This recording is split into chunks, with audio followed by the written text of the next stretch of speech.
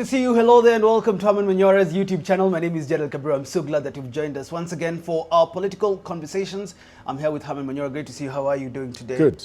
Our conversation that we had last, you talked about Rigathi Gachagua as a man who holds Mount Kenya and a man who is a serious political leader in this country, commanding a huge base.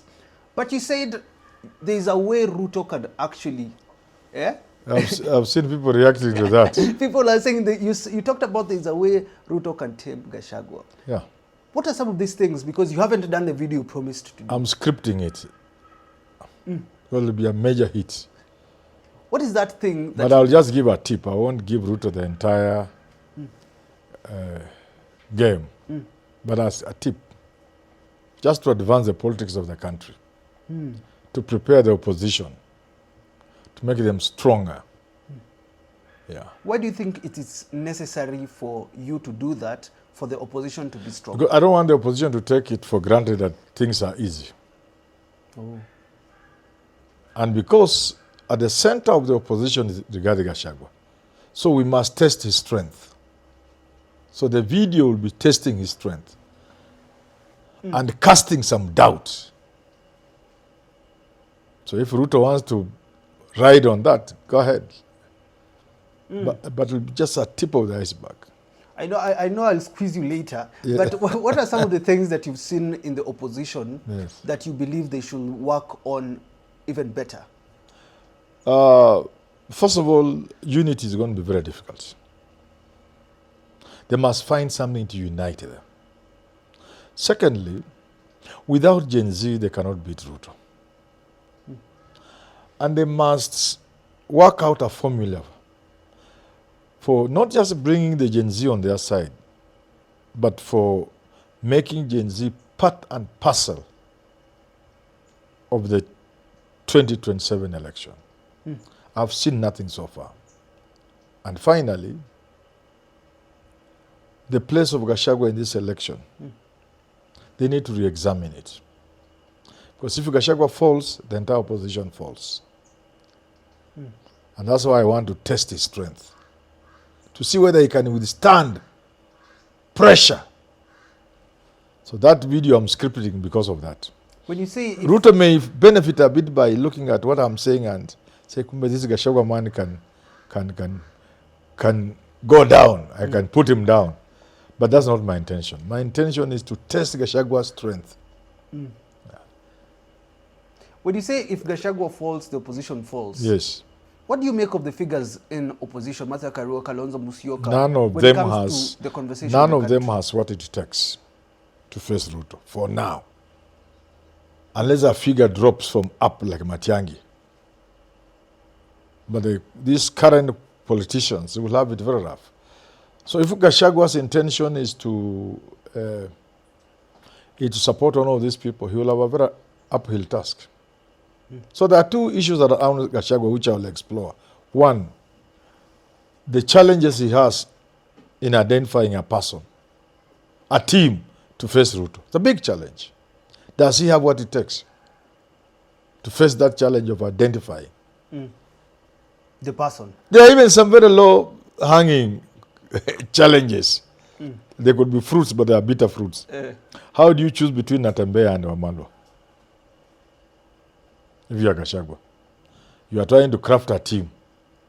Now, you have decided Western should get a running mate, for example. How would you tell Wamalo, although you are ahead, Natembeya is exciting the crowd, let him be the one to run for president or for running mate? So does he have? And then the next problem is he himself. Is he strong enough to lead an opposition? Not even as a presidential candidate. The role he's playing, how long can it last? How long can Gachagua's strength last? Anaweza kuhimili vishindo. So I'll be testing all that. Ruto may benefit from what I'm saying, but the intention is not for Ruto to benefit. The intention is for the opposition to see that the challenges they are facing are by no means kidogo. You haven't brought Kalonzo in this conversation. Why? That's part of the challenge. I've said if Gachagua is going to help craft a team, does he have what it takes to tell Kalonzo, no, it's not you? Shouldn't it be automatic? It's supposed to be Kalonzo. How? What is automatic? The challenges even Kina Raila faced in NASA, in CORD, in Azimio, they were not simple challenges. To settle on Raila in 2017 was not easy. I was there. I was part of that game. I could see it was not easy. Even 2027, 2022, settling on Martha Karua was not a joke. It broke many people. And there are many people who believe Raila lost because of Martha Karua. They are wrong, of course, but that's... So, those are some of the challenges. Can Gachagua undertake those? What do you think Raila Because the opposition is Gachagua and the Gachagua is opposition. And that is what we were saying about Raila Odinga. Yes. What is the difference between Raila Odinga and Gachagua that you would want to test Gachagua? Now you want my video to come out before it comes out. Because we are having this conversation. Yeah, because no. You see, those are some of the challenges Gachagua will face. Who is Raila Odinga?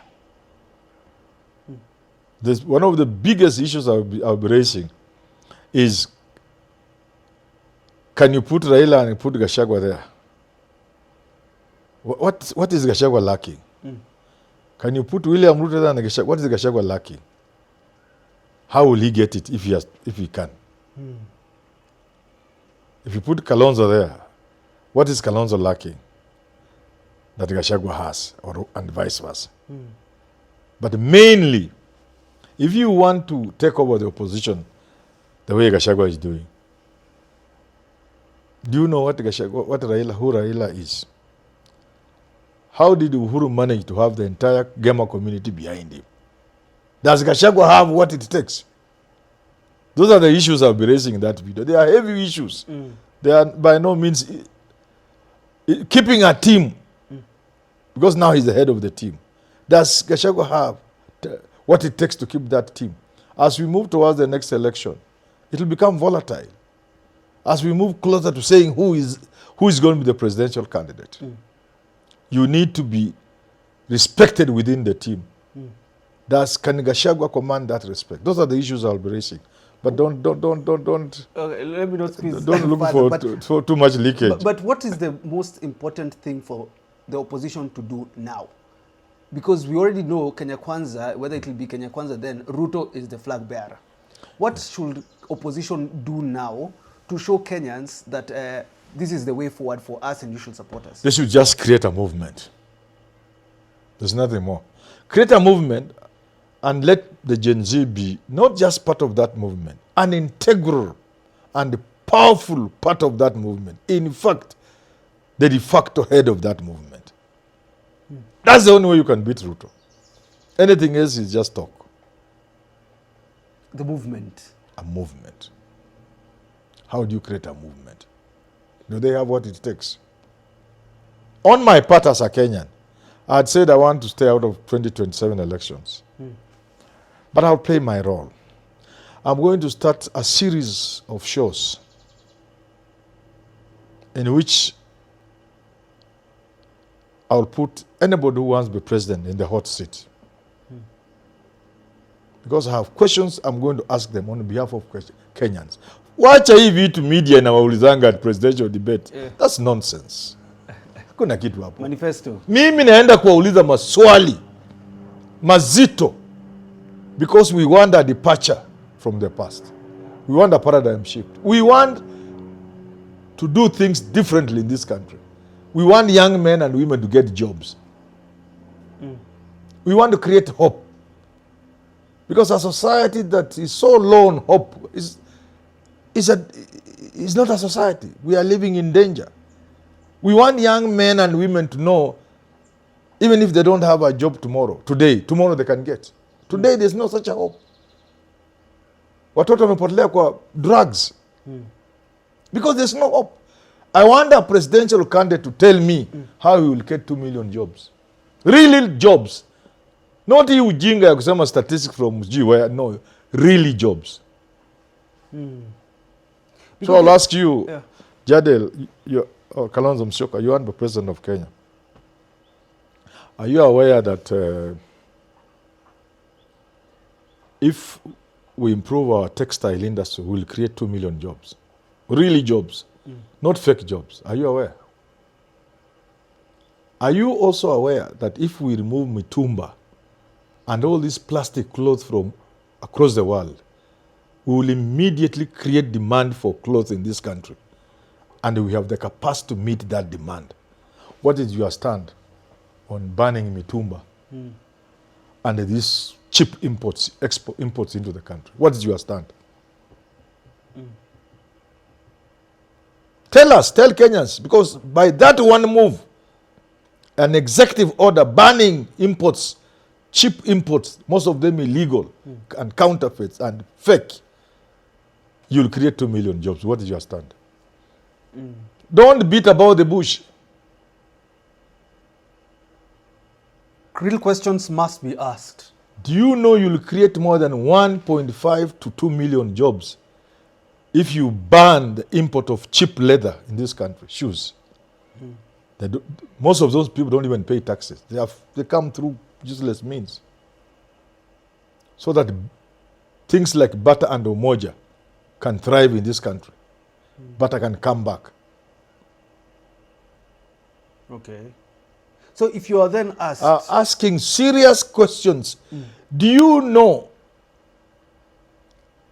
Bwana Fred Matiang'i, do you know if you stop this nonsense of independent power producers, how wanatuuzia stima, with those crazy agreements, where wakigenerate electricity hata usiponunua mnalipa? Do you know if you stopped the nonsense of independent power producers, the cost of electricity in this country will go down by almost 40% or 30%? And you know that if you brought the cost of electricity down by 40%, factories will begin to roar in industrial area and they create 1 million jobs. What are you going to do about independent power producers? Can you stop that nonsense? And don't tell me there are contracts. I have read them. And I know there are openings to challenge and dismiss them and throw them away. My friend, to be a presidential candidate in this country, you have to sit in that hot seat and answer on behalf of Kenyans. Who among these figures? To the people of Kenya. I will ask on behalf of Kenyans. Na paka utauliza. Mpaka to create 10 million jobs. And if you don't have the capacity, please just take a walk. Don't disturb the people of Kenya you want to be president. Don't. Hakuna kusema unataka kuwa president kama huna msimamo kwa hizi nguo zinaingia Kenya ambazo zinafanya we cannot grow our cotton industry. Kama huna msimamo kwa unnecessary taxes and levies kwa mafuta. Kama huwezi kuzuia those independent power producers ambao wanatuuzia stima. Hebu ona stima Uganda inatuuzia. Na uone stima ambayo inazalishwa na hawa mabwenyenye, the so-called independent power producers. Just look at the difference. Google. Please, just any Kenyan watching me, Google the cost of electricity to Kenya Power. How does Kenya Power buy electricity? At how much? From Kenyan, from Uganda, and from the independent power producer. You will collapse. By merely dealing with those mabwenyenyes and throwing away all those contracts of independent power producers, you will knock down the price of electricity. You will see factories roaring and boom, boom, boom, boom, boom, boom, boom, boom, boom, boom, boom, producing things and employing people in the industry area. To be a presidential candidate in 2027, you will answer very serious questions. Because we're talking about Gachagua, yes. Has he created that hope from the interviews he has given? For now, he's just created anger against Ruto and managed to unite the people of Mount Kenya, which is a very good thing to do. If you want to remove Ruto, you must create that anger, that resentment, and the desire to remove him, which he has done for Mount Kenya. And I think is moving across the country, which is a good thing to do. But like I've said, that's not enough. Hope must be created. Hope. It is something sustainable. Anger can subside tomorrow. And let me tell you this. Now that you seem want a lot of leakage. Unajua Ruto ni mtu smart. Do you know that? How if Ruto pulls the rug from under the Gachaguas and the other people's feet? All the things we are saying are bad that Ruto has done. Supposing every bad thing Ruto has done, he undoes it. If he's able to undo every bad thing he has done. Supposing saying, yeah, Isha, mmelia sana. Naona kweli you have a point. Kando. Hii housing levy, I really have the dream for houses. Lakini, this level of resentment. Okay, let's take it to the counties. Let counties deal with them in the manner they come. So, hiyo tumetoa. Naongeze ingine. Where will Gachagua be after 3 months or 6 months? Where will Kalonzo be? They will collapse. So are they seeing beyond that? Because the resentment is built around, apart from what he did to the Mount Kenya people through Gachagua's impeachment. The anger in the country is not just about Gachagua. Actually, it's not about Gachagua. The anger in the country is about the bad things Ruto has done. Ruto has the capacity to undo them. Look at the executive orders in the US. A lot of them are about undoing things. One morning, an executive order signed. Something has been undone. So the president can remove SHA or reorganize it, go back to NHI or do something. The president can remove housing levy. Can't he? Yeah. One morning at State House. Sijui kama tunaelewana?